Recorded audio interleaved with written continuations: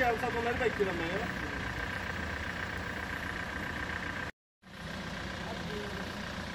Sırası. Ya hadi al geri al geri. Hadi.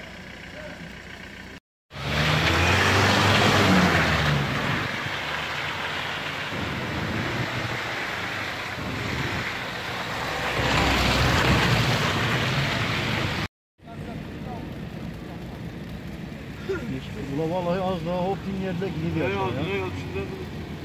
He? Buraya kadar olmuş.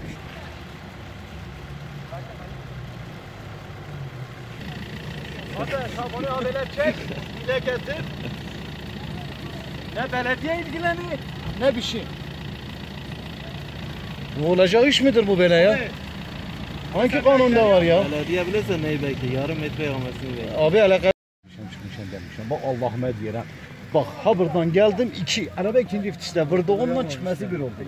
Benim dizeldir. 1.5'tir ya. Güçlüdür. Gel. Gel dur gel.